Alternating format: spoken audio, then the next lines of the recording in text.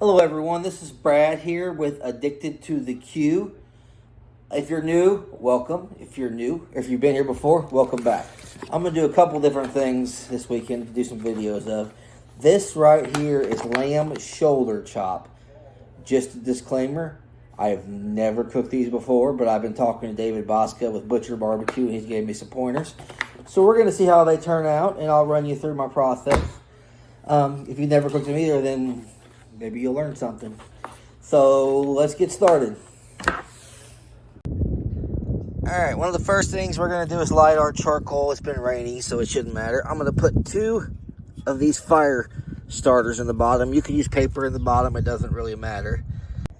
Next, we're going to use the Good Charcoal Super Briquettes. This is literally charcoal, cornstarch, and water. So that's very all natural.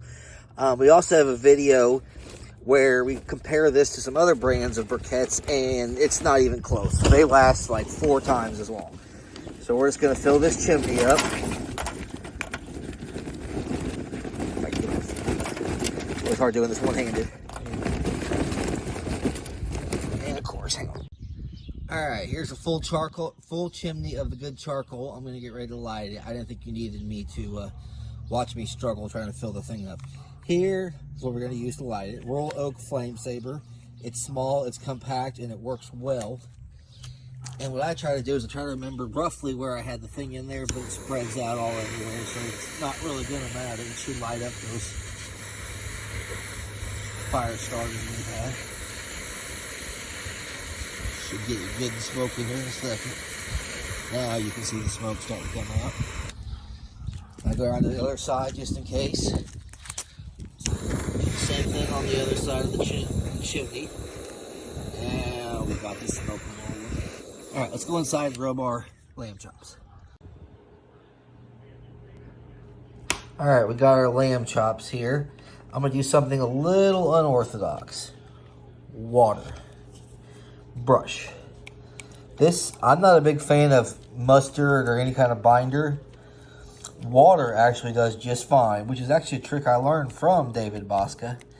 Water helps the little moisture come out, and it helps the rubs set up. No binder needed. First rub, Queen Bee Honey Rub. This one actually has a little bit of rosemary, I think, in it. So I think it's going to pair very well with lamb. Alright, here's the first rub going on. Just kind of a decent layer. Nothing, we're not putting her on heavy quite yet. Kind of see the little flakes of rosemary. Alright. Second rub. Private Seasoning Butcher Barbecue. This one's got a little more savory to it, but it's good on everything. We're going to put that on there. Medium to heavy coat than this one. We're going to give her about 5-10 minutes and I'll flip her over and do the other side. You guys don't need to watch that. Just a little helpful hint. When your video or when your charcoal gets like this, where the flames are coming through the top and you have very little smoke, you're getting real close to being done. I like them just a little bit because otherwise it kind of smokes and takes a little bit to get the temp. I'm doing a 2-zone, one here for cooking. I'm gonna put charcoal in both sides, put my steaks in the middle, and we're getting ready to roll. Alright, let's get these steaks put on. I put a probe in them just because, like I said, I want to pull them at 140, and lamb is it's not as forgiving a piece of meat, so I want to make sure I get it pretty accurate. Alright, steaks are on. We'll check back in about 3 or 4 minutes. Probably 5. Alright, it's been about 10 minutes, and I flipped them. Now we're just going to watch the thermometer until it hits 140. Pull them off. Well, I'm going to put that butter on it, then I'm going to pull them off and let them rest. While the steak is cooking, I'm going to make country crock butter. I'm going to make kind of a buttery compound to kind of put over it.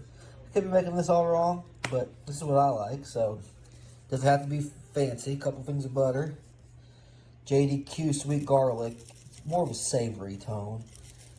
Pour a little bit in there. I'm going to melt that, and then I'm going to baste that over the lamb right before I take it off. We are sitting at about 125. So I'm going to dump some of this compound butter. I'm just going to dump it on it. I'm not going to have a brush, but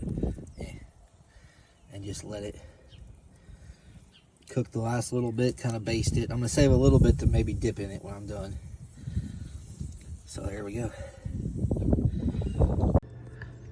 We're sitting about almost 140, so give it a 138. We'll give it about another minute or two, and then we're going to pull it off. They say let it rest for as long as you cooked it, so that's about 20 minutes. We'll try that, and then I'm going to slice into it, and we'll see what it looks like and what it tastes like. All right, lamb is done. We're going to try it.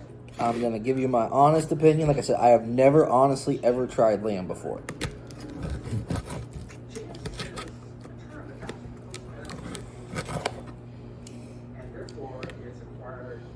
Looks like it is about 140, which is about medium rare, which is about where you want it.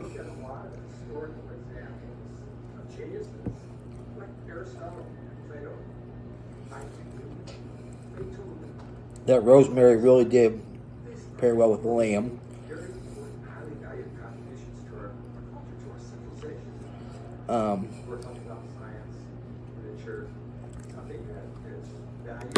It's got a rich flavor to it. I'm going to cut me off another bite just because I want to try it and then a little bit more.